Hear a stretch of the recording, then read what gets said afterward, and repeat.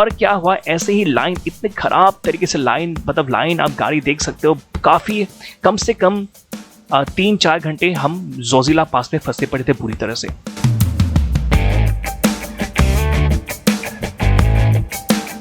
और रास्ता इतना स्किड था, आप नीचे ब्लैक आइस देख सकते हो, काफ़ी डेंजरस था। यहाँ पे अगर मैं 40 स्पीड भी चलाऊँ ना तो डेफिनेटली 100% मैं यहाँ पे बुरी तरह से गिरूंगा।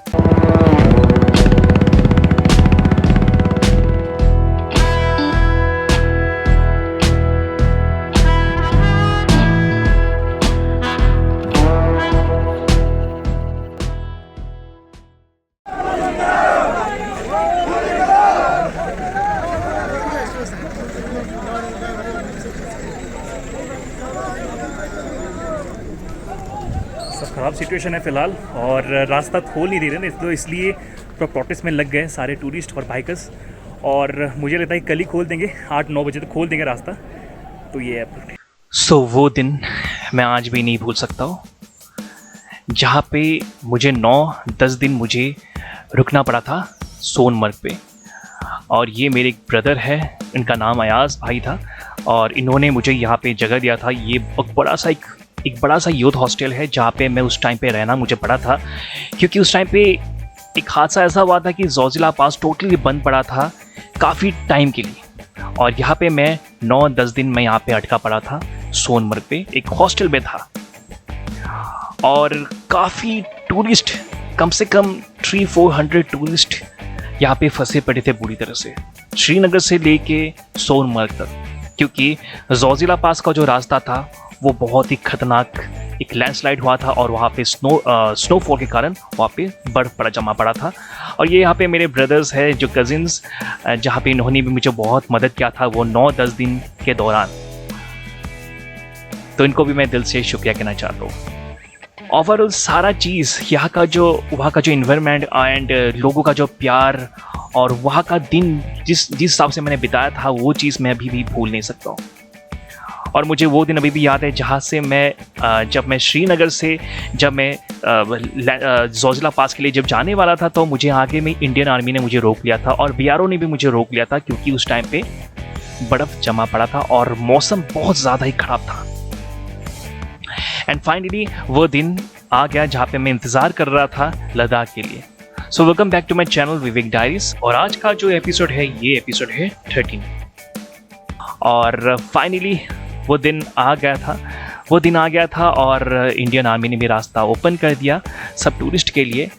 और उस दिन मेरा ऐसा हुआ था हालांकि कि उस दिन मैं नहीं सोचा था कि मैं उस दिन राइड के लिए मैं जोजिला पास के लिए निकल लूँगा। बट जोजिला पास का जो कंडीशन है वो ऐसा था कि अगर आपको पता है कि एक दिन के हिसाब से जाने का और आने का ही होता है। अगर आज लद्दाख जाना चाहते हैं तो आज जोजिला से जा सकते हो, या तो फिर आपको कल तक भी आपको रुकना पड़ सकता है।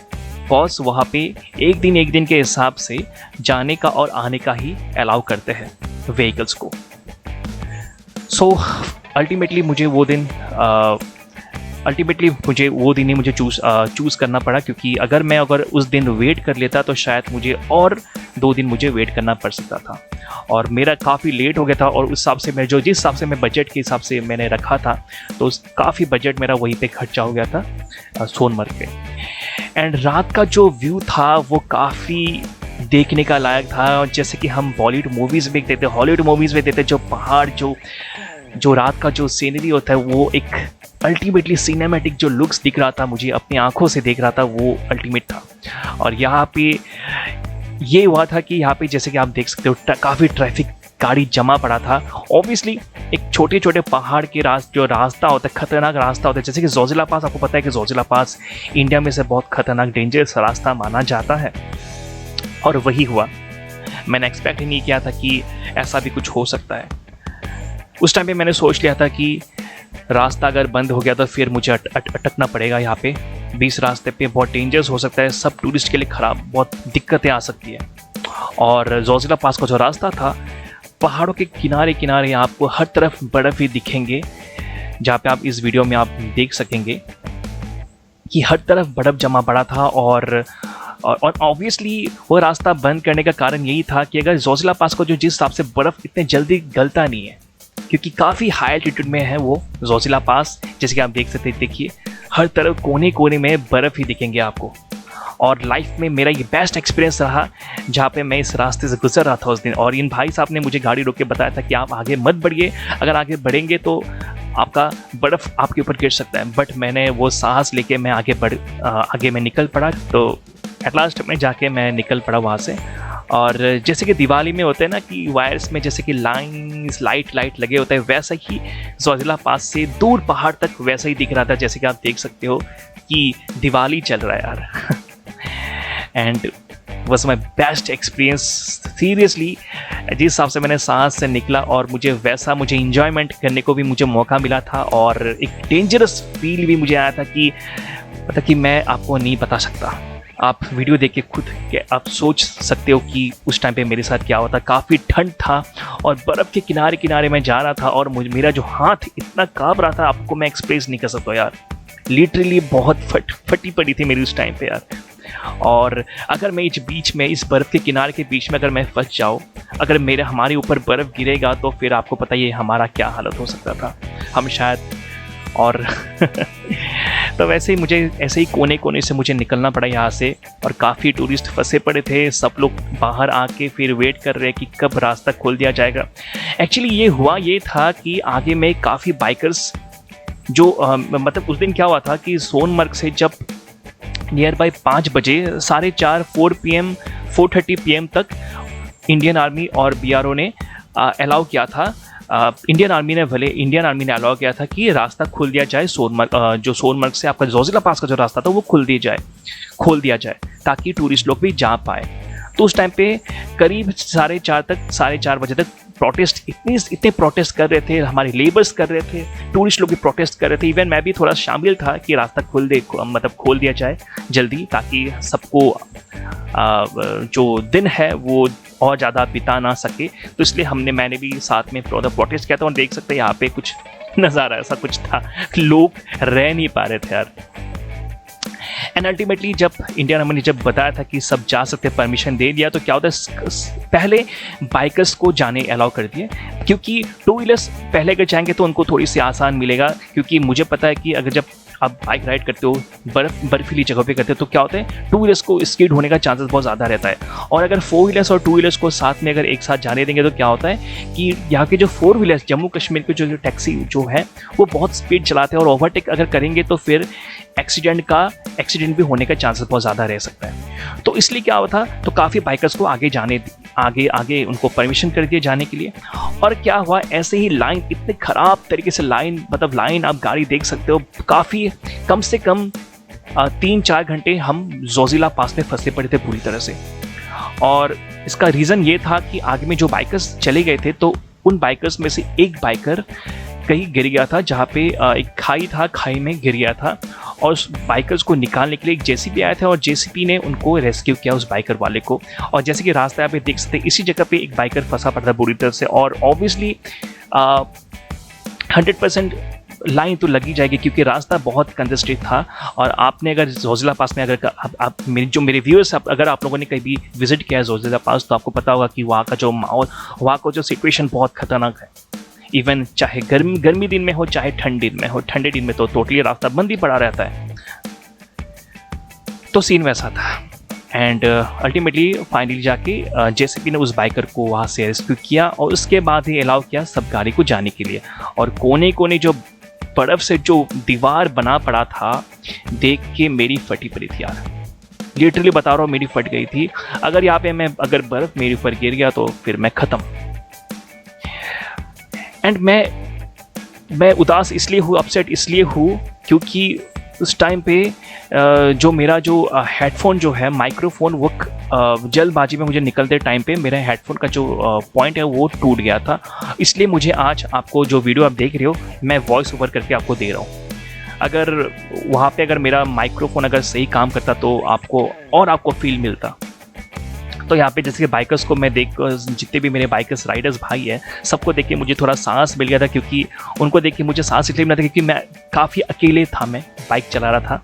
काफ़ी टूरिस्ट तो थे भले, बट मैं जब बाइकर्स को देखा तो मुझे और ज़्यादा सांस मिला। तो इनमें से एक बाइकर कहीं फंसा पड़ा था बुरी तरह से, जहाँ पे आगे में एक जेसीबी देख सकते हैं, इस जेसीबी ने उस बाइक को यहाँ से रेस्क्यू कराया।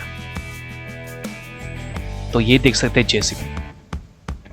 एंड मैं दिल से BRO को भी मैं दिल से शुक्रिया कहना चाहता हूँ, क्योंकि उन्होंने हमें जो टूरिस्ट के लिए जो हेल्प करते हैं, जोजिला पास को जो बर्फ़ जमा पड़ता है और बर्फ़ के बीच में उन लोग BRO जिस हिसाब से रास्तों काट के, बर्फ़ को काट के कैसे रास्तों को निकाल देते हैं, वो बहुत ही अजीब लगता है मुझे, बहुत स्ट्रेंज।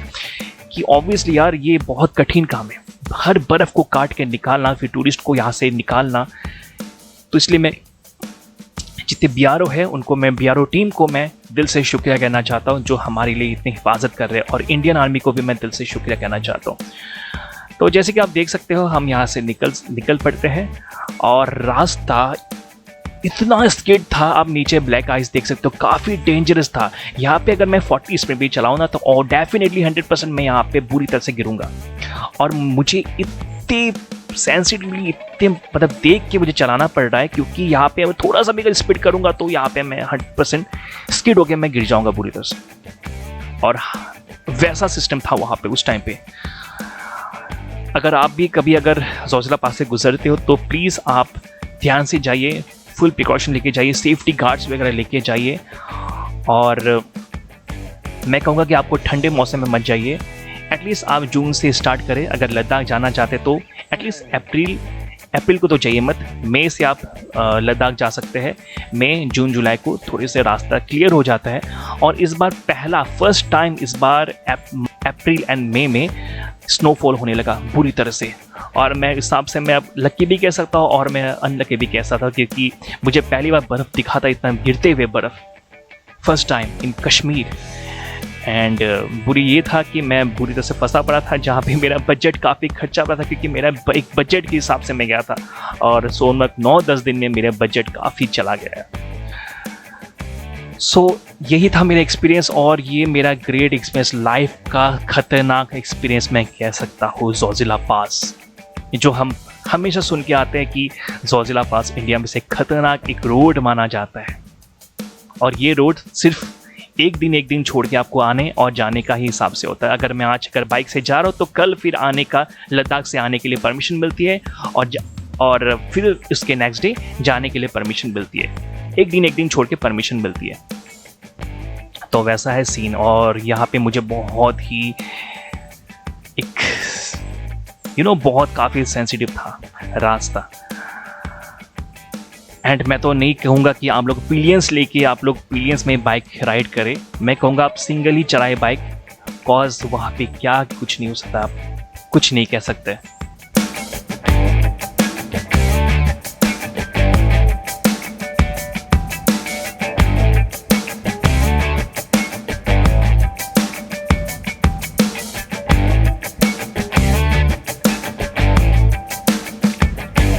एंड कुछ घंटे के बाद हम इंडियन कारगिल जो एंट्री गेट है वो हम पहुंचते। लगभग हमारा 4-5 घंटा तो वहीं पे जोजिला पास में ही लग जाता है, ड्यू टू लैंडस्लाइड, स्नो। ये जो आपका जितने भी रास्ता था क्लियर नहीं था, ब्लैक आइस से भरा पड़ा था, इसलिए हमें धीरे धीरे आना पड़ा। इसलिए हमें 5-6 घंटे तो लग गए थे। यहाँ पे मैं अभी एंट्री करता हूँ, गेट एंट्री जब एंट्री करता हूँ उसके बाद हमारे यहाँ पे फिलअप करना पड़ता है नाम और number plate and contact number, सारा डिटेल्स देना पड़ता है यहाँ पे।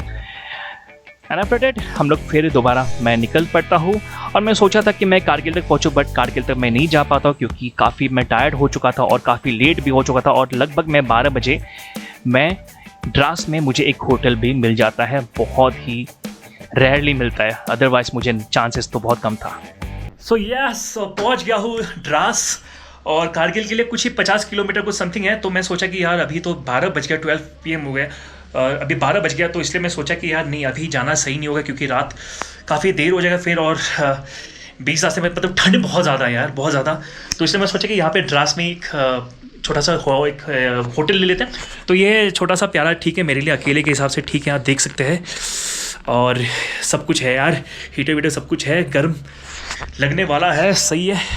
और ये जो रूम है बहुत कम सस्ते में मिल गया और बाकी बाथरूम सब कुछ है। तो अभी मैं सो जाता हूँ और मेरे पास ये पूरा बिखरा पड़ा है और मोबाइल वगैरह चार्ज देना है मुझे भी और काफ़ी सारी सामान है यार। तो मुझे गोप्रो भी बैटरी ख़त्म हो गया था पूरा। और आपने देखा जैसे कि बहुत एक एडवेंचरस राइड हुआ है टोटली आज एक एडवेंचरस एक खतरनाक राइड हुआ है और मैं चाहता था कि ऐसे ही कुछ राइड बने और अच्छा लगा यार, बहुत ज़्यादा अच्छा लगा। तो कल सुबह फिर देखता हूँ कल सुबह कितने बजे उठ पाता हूँ क्योंकि काफ़ी टायर्ड हो गया हूँ। और यहाँ पे सामने बिरयानी मिलता है, बिरयानी चिकन बिरयानी खा लिया मैंने, सब कुछ हो गया, अब सो जाता हूँ यार। तो चलो अब पैकिंग भी करता हूँ और ठीक है गाइस, वीडियो को लास्ट तक एंटर करने के लिए बहुत बहुत शुक्रिया। फिर कल के लिए फिर यहाँ द्रास से फिर हम लोग निकलेंगे लद्दाख लेह तक। तो चलिए कल देखते हैं कितना तक मैं कवर कर सकता हूँ, डिस्टेंस कवर कर सकता हूँ। तो ठीक है, तो नेक्स्ट ब्लॉग में मिलते हैं, तो बाय बाय, टेक केयर।